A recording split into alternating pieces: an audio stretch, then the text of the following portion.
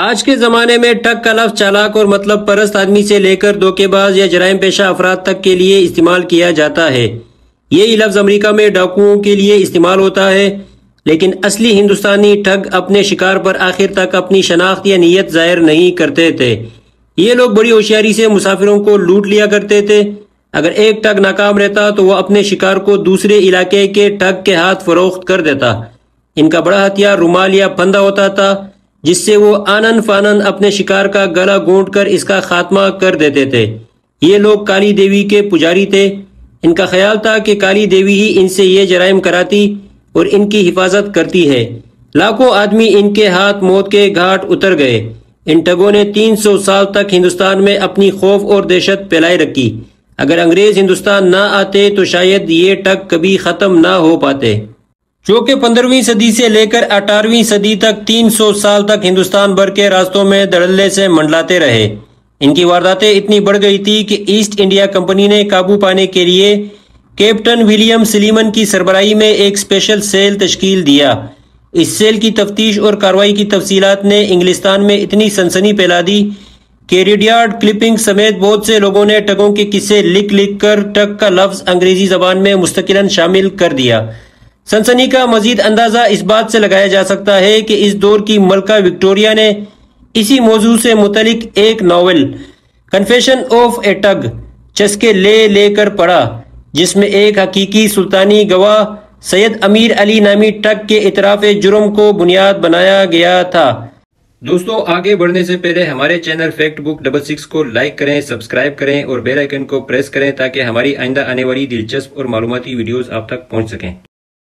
William سلیمن کے اس زمانے کی تفتیش کے مطابق ٹھگ تورہم پرست قاتلوں کا گروہ تھا، جو بھوانی نام کی دیوی کے پجاری تھے اور نسل در نسل ٹھگی سے وابستہ تھے، اور ان کا پختہ یقین تھا کہ صرف ان کو ہی اس کام کا خدائی حق ہے اور جرائم پیشہ لوگوں کا کوئی اور گروہ اس نام سے کوئی کام کرنے کا حق نہیں رکھتا، یعنی جملہ حقوق محفوظ۔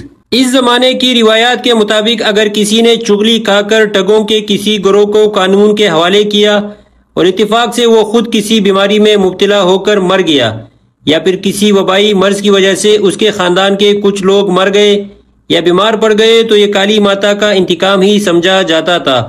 ٹھگوں نے کالی ماتا پر جو بھروسہ رکھا اور جو ایمان رکھا وہ کمال حد تک تھا۔ ٹھگوں کے گروہوں میں ہندو بھی تھے اور مسلمان بھی۔ ویسے تو یہ افراد مذہبی طور پر اپنی اپنی جگہ پکے ہندو اور پکے مسلمان ہوتے، مگر جیسے ٹھگ برادری میں آ جاتے تو وہ کالی ماتا کے بھگت ہو جاتے اور ٹھگوں کی بنائی ہوئی روایات پر سچے دل اور ایمان و یقین کے ساتھ عمل کرتے۔ 1843 میں جرمن سیاح لیوپولڈ اورلچ نے ان ٹھگوں کے حوالے سے انتہائی باریک بینی سے تحقیق کی۔ وہ لکھتے ہیں کہ یہاں ٹھگوں میں ہندو اور مسلمانوں کے سوا برہمن ٹھگ بھی ہیں۔ ٹھگوں کی اپنی علیحدہ زبان کے ساتھ اشارے اور علامتیں بھی الگ ہوتی ہیں۔ یہاں مختلف ٹھگوں کی کئی اقسام ہیں، جیسے جمالدی ٹھگ، ملتانی ٹھگ، چنگیزی ٹھگ یا ناٹکی ٹھگ، جو ملتانیوں کی ایک شاخ ہے۔ سوسی ٹھگ بھی ہیں اور یہاں دریائی ٹھگ بھی ہیں، جو دریاؤں میں کشتیوں پر سفر کرنے والے مسافروں کو اپنا شکار بناتے ہیں۔ مسافروں کے شکار کے لیے ٹھگ پہلے سفر پر جانے والی ٹولی کے متعلق معلومات حاصل کرتے۔ معلومات کے لیے شہروں میں ان کے اپنے ذرائع ہوتے، پھر وہ اس ملی ہوئی معلومات کے مطابق وہ راستے کے متعلق پلاننگ کرتے اور بڑے سکون سے شکار تک پہنچتے۔ اگر قافلے کے لوگوں کو ان پر شک ہو جاتا تو وہ ان سے الگ ہو جاتے اور دوسری ٹھگوں کی ٹولی بیس بدل کر اس قافلے میں شامل ہو جاتی۔ کبھی کبھار 5 سے 6 ٹولیوں کے بیس بدلنے تک وہ اپنے شکار کا پیچھا کرتے رہتے۔ ٹھگوں کی یہ ٹولیاں صرف مضبوط اعصاب رکھنے والے لوگوں کی ہی نہیں ہوتی، بلکہ وہ اچھے اور ذہین فنکار بھی ہوتے۔ مختلف روپ دھارنے کے لیے اپنے ساتھ ضرورت کا ہر سامان رکھتے۔ غریب چرواہے سے لے کر مالدار زمیندار تک کا بیس بدلنے کے لیے ضروری ہر سامان ان کے پاس ہوتا تھا۔ اپنا ہدف حاصل کرنے کے بعد وہ اکثر اسی جگہ ڈیرا ڈال دیتے اور دفن لوگوں کی قبروں کے اوپر کھانا وغیرہ بناتے، وہیں رات کا قیام کرتے اور صبح ہوتے ہی نکل پڑتے۔ ایسا وہ محض اس لیے کرتے تھے کہ خدائی کا کوئی نشان باقی نہ رہے اور لوگوں کو اس جگہ پر کسی قسم کا شک نہ ہو۔ یہ اس قدر شفاق اور ظالم ہوتے تھے کہ عورتوں، بچوں اور شیر خواروں تک کو نہیں چھوڑتے تھے۔ فینسی پارکس نے 1840 میں ایک کتاب تحریر کی تھی، wandering of a pilgrim in search of the picturesque. اس میں ٹگوں کے متعلق بنیادی اور مشاہداتی معلومات درج ہیں۔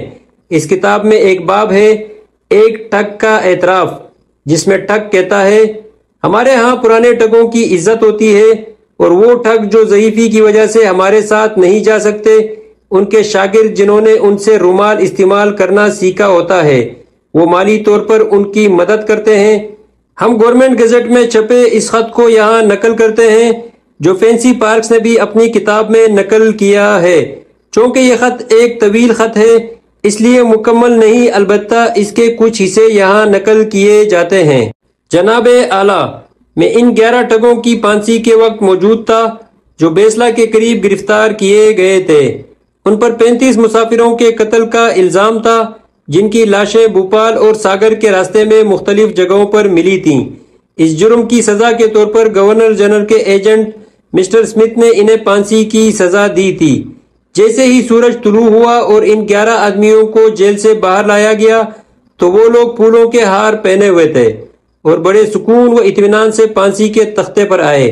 ان کے چہروں سے کسی بھی قسم کی پریشانی ظاہر نہیں ہوتی تھی۔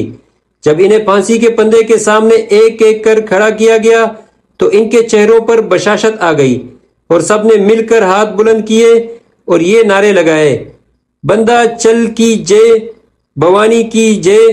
اگر ان میں سے 4 مسلمان، ایک برہمن اور دوسرے راجپوت، وہ مختلف ہندو ذاتوں والے بھی تھے، مگر سب کا نعرہ ایک ہی تھا۔ اس کے بعد وہ پھانسی کے تختے پر چڑھ گئے اور اپنے ہاتھوں سے پھانسی کے پندے گلے میں ڈال کر ایک بار پھر بھوانی کا نعرہ بلند کیا۔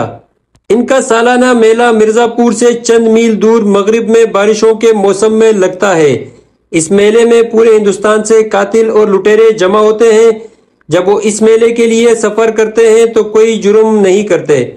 یہ کسی مہم کے لیے نکلنے سے پہلے جو رسومات ادا کرتے ہیں ان کا زیادہ تر تعلق فطرت سے ہوتا ہے۔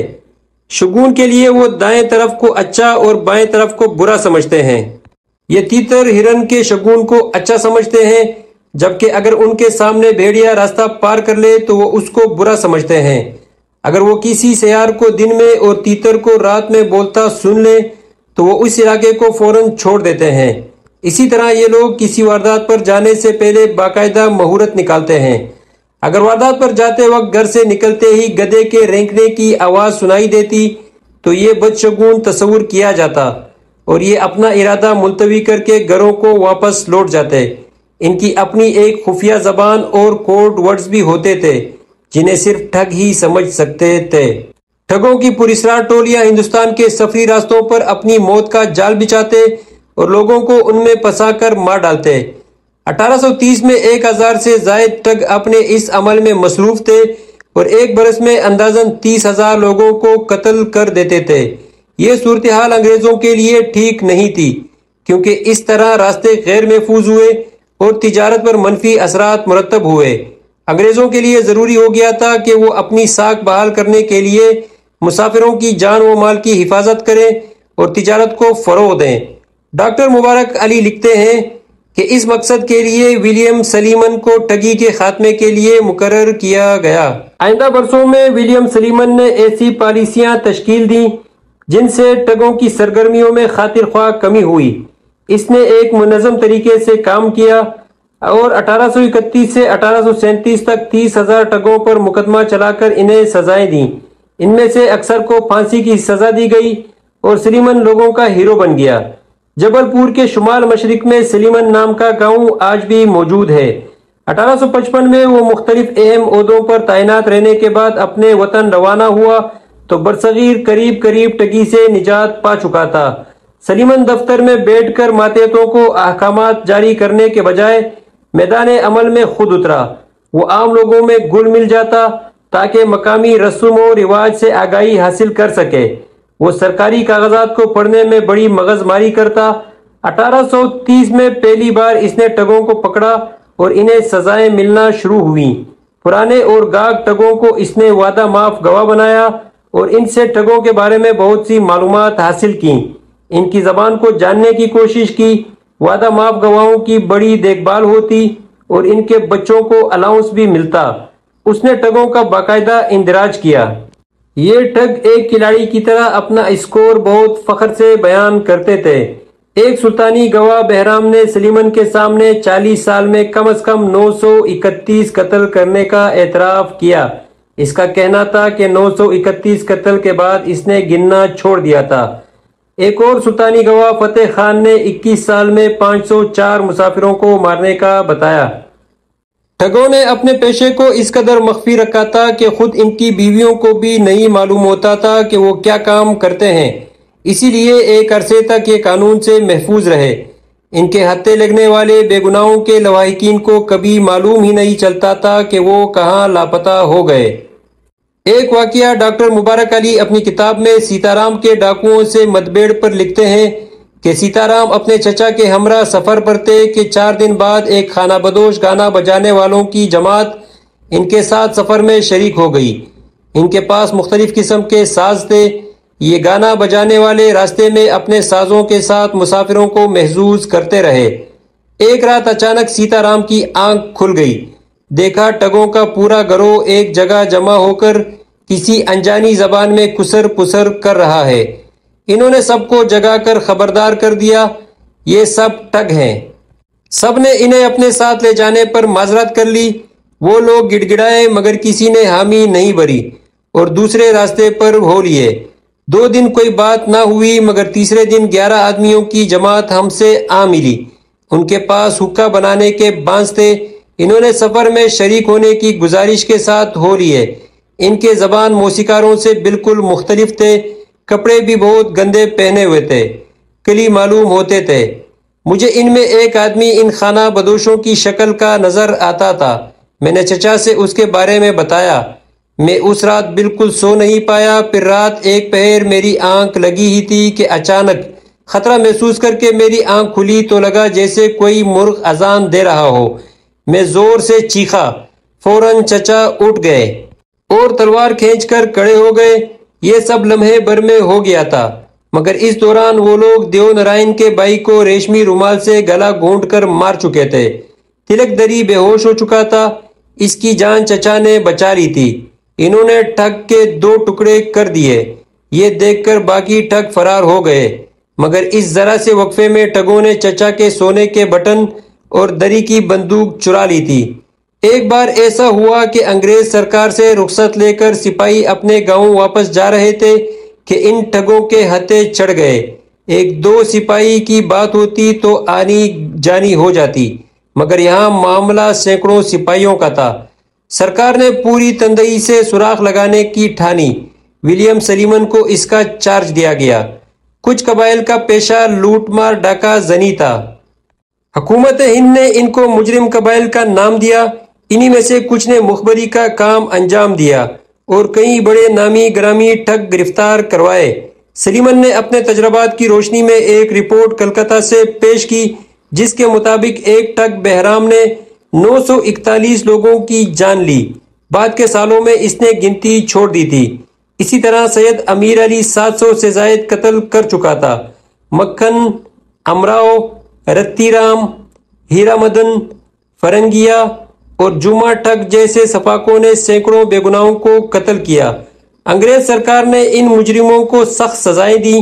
سینکڑوں پھانسی چڑھائے گئے، کالے پانی اور عمر قید کی سزائیں دی گئی۔ پورے ہندوستان میں جہاں کہیں کوئی ٹھگی کی واردات کی خبر ملتی، حکومت فوراً سختی سے قانون پر عمل درآمد کرتی۔ بالآخر چند سالوں میں پورے ملک میں ٹھگوں کی اجارہ داری ختم ہو گئی۔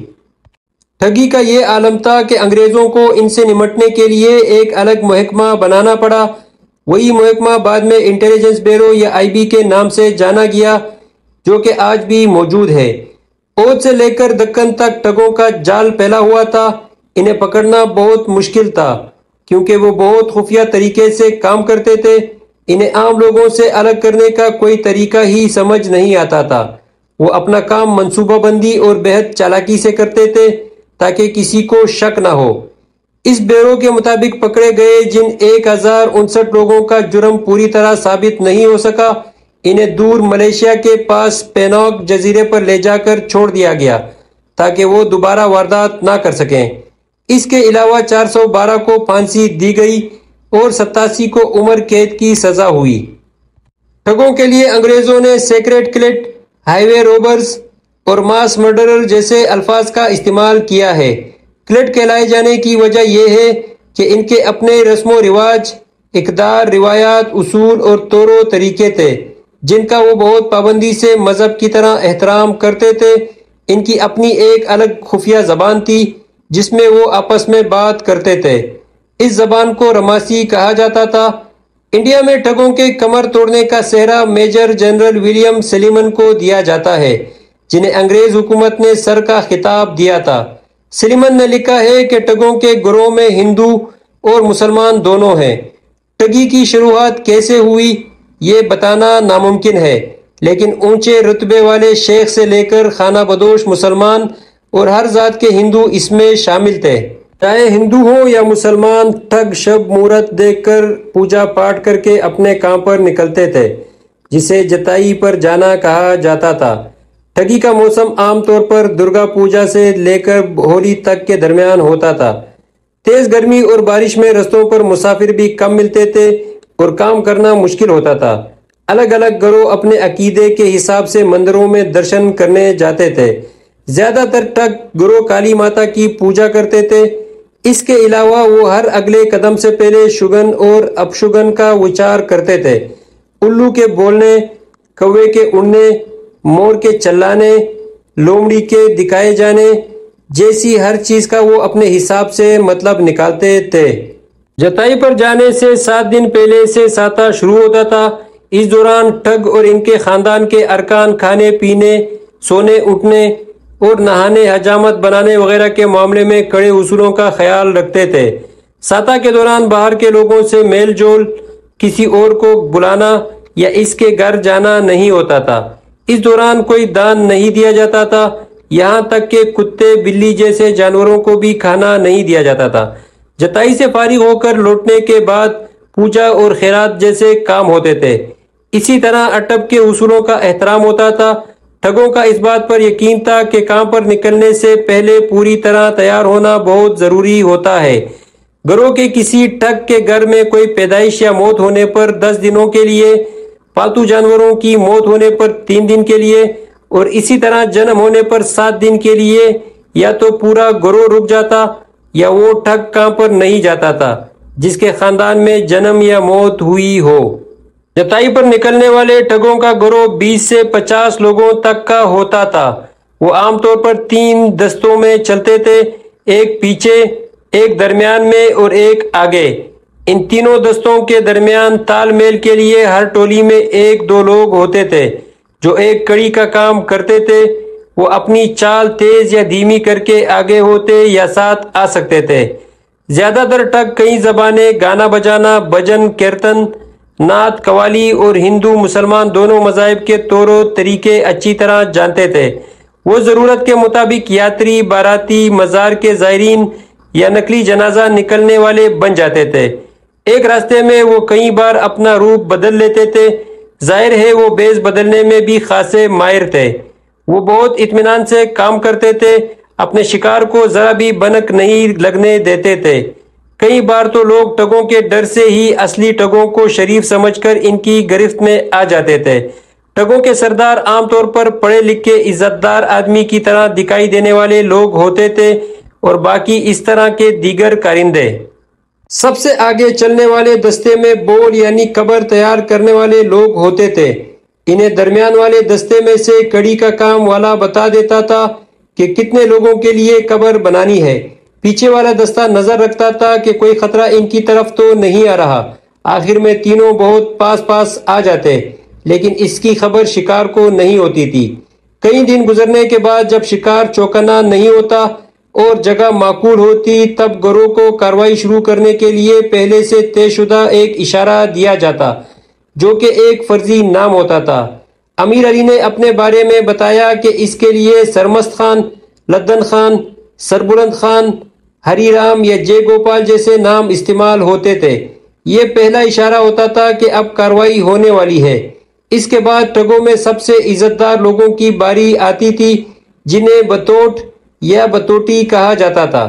ان کا کام بنا خون بہائے رومال میں سے سکہ باندھ کر بنائی گئی گانٹ سے شکار کا گلا گھونٹنا ہوتا تھا۔ ہر ایک شکار کے پیچھے ایک بتوٹ ہوتا تھا۔ پورا کام ایک ساتھ 2-3 منٹ میں ہوتا تھا۔ اس کے لیے مستعد ٹگ اپنے سرغنہ کی جرنی کا انتظار کرتے تھے۔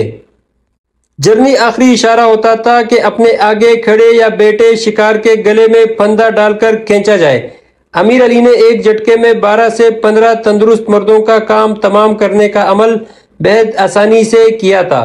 اس نے ٹیلر کو بتایا کہ اشارہ یا جرنی عام طور پر تمباکو کھا لو، حقہ پلاؤ یا گانا سناؤ جیسا چھوٹا واقعہ ہوتا تھا۔ پھر پلک جھپکتے ہی بطوط شکار کے گلے میں پھندا ڈال دیتے تھے اور 2-3 منٹ میں آدمی تڑپ تڑپ کر ٹھنڈا ہو جاتا تھا۔ اس کے بعد لاشوں سے قیمتی سامان ہٹا کر انہیں پہلے سے کھودی ہوئی قبروں میں ایک کے سر کی طرف دوسرے کا پیر والی ترتیب سے لٹا دیا جاتا تھا تاکہ کم سے کم جگہ میں زیادہ لاشیں آ سکیں۔ اس کے بعد جگہ کو ہموار کر کے اس کے اوپر کانٹے دار جاڑیاں جو پہلے سے تیار رکھی ہوتی تھیں لگا دی جاتی تھیں تاکہ جنگلی جانور قبر کو کھودنے کی کوشش نہ کریں۔ اس طرح پورا قافلہ ہمیشہ کے لیے غائب ہو جاتا تھا اور ٹھگ بھی۔ ٹھگ ایک الگ طرح کی مخلوق تھی۔ امیر علی خان نے اپنے بیان میں بتایا کہ آج کے اتر پردیش کے ضلع جالون میں وہ اپنی بیوی اور بیٹی کے ساتھ رہتا تھا۔ زیادہ تر لوگ اسے مسلمان زمیندار یا سوداگر سمجھتے تھے۔ سال کے 7-8 مہینے وہ گھر میں ایک عزت دار مسلمان کی طرح رہتا اور صحیح وقت پر پوجا کرنے 4 مہینے کے لیے جتائی پر نکل جاتا تھا۔ بہت کم لوگ جانتے تھے کہ کون ٹھگ ہے، لیکن ایک پورا نیٹ ورک تھا۔ امیر علی خان کے مطابق کئی چھوٹے بڑے زمیندار اور نواب ٹھگوں سے نذرانہ وصول کرتے تھے اور مصیبت کے وقت انہیں پناہ بھی دیتے تھے، لیکن انگریزوں کو اس کی بھنک بھی نہیں لگنے دیتے تھے۔ اسی طرح کئی زمینداروں نے ٹھگوں کو اپنی غیر زرخیز زمین استعمال کرنے کی چھوٹ دے رکھی تھی، جن میں وہ اجتماعی قبریں کھودتے تھے۔ اس کے بدلے میں انہیں ٹھگوں سے حصہ ملتا تھا۔ اسی طرح ہر جگہ ٹھگوں کے مخبر اور ان کے مددگار موجود تھے۔ مدد کرنے والے ان لوگوں کو کئی بار پتہ بھی نہیں ہوتا تھا کہ کس کا ساتھ دے رہے ہیں، کون ٹھگ تھا اور کون نہیں۔ انگریز اس پہیلی سے لگاتار نبرد آزماتے۔ فلپ میڈوز ٹیلر نے اپنی کتاب کے آغاز میں 1825-26 کا ایک دلچسپ قصہ لکھا ہے۔ وہ لکھتے ہیں کہ میری تعیناتی ہنگولی میں تھی۔ وہاں ہری سنگھ نام کا ایک بیوپاری تھا۔ ہم اس سے لین دین کرتے تھے۔ ایک دن اس نے ممبئی سے کچھ کپڑا لانے کا پرمٹ مانگا جو اسے دے دیا گیا۔ وہ کپڑا لے آیا اور اس نے ملٹری کینٹونمنٹ میں کپڑا بیچا۔ دراصل وہ کپڑا کسی اور بیوپاری کا تھا۔ ہری سنگھ نے اسے اور اس کے کارندوں کو مار کر کپڑا لوٹ لیا تھا۔ ہری سنگھ دراصل ٹھگ تھا۔ انگریزوں کو ہری سنگھ کے ٹھگ ہونے کا پتہ کئی سالوں بعد چلا، جب اس نے پکڑے جانے کے بعد انگریزوں کا مذاق اڑایا اور بتایا کہ کیسے کپڑے کا پرمٹ لے کر اس نے گورے صاحب کو الو بنایا تھا۔ سن 1835 کے بعد کے سالوں میں جب ٹھگ پکڑے جانے لگے اور ان کے پول کھلنے لگے تو پتہ چلا کہ ٹھگی کتنے بڑے پیمانے پر جاری تھی۔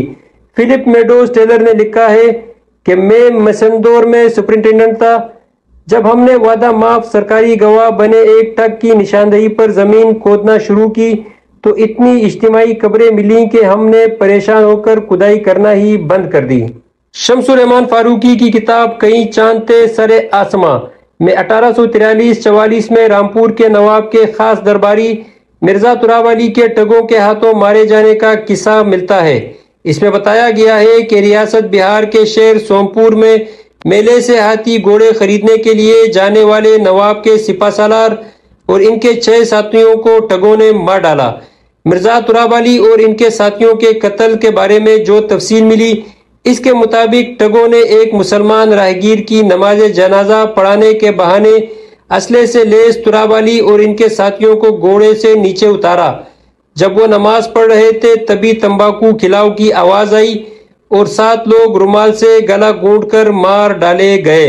جب تراب علی رامپور لوٹ کر نہیں آئے تو نواب کو شک ہوا کہ کہیں ٹھگوں کے شکار تو نہیں بن گئے۔ انہوں نے افریقہ سے غلام بنا کر گجرات کے ساحل پر لائے گئے افریقیوں کی کہانیاں سن رکھی تھی جنہیں شیدی کہا جاتا تھا۔ انہوں نے اس کام کے لیے شیدی اکرام اور شیدی منیم کی مدد لی۔ شیدیوں کے بارے میں فاروقی لکھتے ہیں کہ انہیں نسل کے لحاظ سے شیدی اور کام کے لحاظ سے کھوجیا کہا جاتا تھا۔ ان کے ہنر کی بات دور دور تک پھیل چکی تھی۔ انہیں گجرات سے اوت تک بلایا جانے لگا تھا۔ قدموں کے نشان، لاپتہ ہونے والوں کا پتہ لگانا اور مفرور لوگوں کے سراغ ڈھونڈنے میں وہ ماہر تھے۔ آپس میں وہ سواحلی میں جبکہ دوسرے لوگوں سے ہندی میں بات کرتے تھے۔ رامپور کے نواب نے اپنے وفادار مرزا تراب علی اور ان کے ساتھیوں کا پتہ لگانے کے لیے شیدیوں کو بھیجا۔ شیدی سارے راستے پر چیز کے بارے میں جان پڑتال کرتے رہے۔ شمس الرحمن فاروقی لکھتے ہیں کہ وہ ایک بڑے چکور میدان میں پہنچے جہاں انہوں نے لکڑی سے لکیریں کھینچ کر بڑے بڑے چکور خانے بنائے۔ اس کے بعد انہوں نے ایک ایک کر کے ان خانوں کو سونگا اور ان کی مٹی کو خریدنا شروع کیا۔ وہ کسی کھوجی کتے سے بھی زیادہ توجہ سے اپنے کام کر رہے تھے۔ انہوں نے ایک جگہ پہنچ کر آواز لگائی، جمعدار جی وہ مارا، یہاں کھدائی کرواؤ۔ جب وہاں کھدائی کی گئی تو مرزا تراب علی سمیت نواب کے سبھی کارندوں کی لاشیں مل گئیں۔ شیدی آج بھی گجرات ریاست کے کچھ علاقوں میں بسے ہوئے ہیں لیکن ٹھگوں کا صفایا ہو چکا ہے۔ ٹھگ امیر علی خان کے بارے میں ایک بات قابل ذکر ہے کہ اسے اسی ٹھگ نے بہت پیار سے اپنے بیٹے کی طرح پالا تھا جس نے اس کے باپ کو ایک واردات کے دوران مار ڈالا تھا۔ امیر علی کو گود لینے والے ٹھگ باپ سے ٹھگی کا سبق ملا تھا، اسی وجہ سے ٹھگی کو وہ ایک نیک کام سمجھتا تھا۔ دوستو ہمارے چینل فیکٹ بک 66 کے ساتھ رہیں۔ اگلی ویڈیو میں ہم مشہور ٹھگ امیر علی خان کی دلچسپ داستان بیان کریں گے جو کہ اس نے خود بیان کی ہے اور جس پر اس زمانے میں ایک انگریزی ناول بھی لکھا گیا جس نے انگلستان میں ریکارڈ مقبولیت حاصل کی، یہاں تک کہ ملکہ برطانیہ بھی ہر روز ناشتے کی میز پر وہ ناول پڑھتی تھیں۔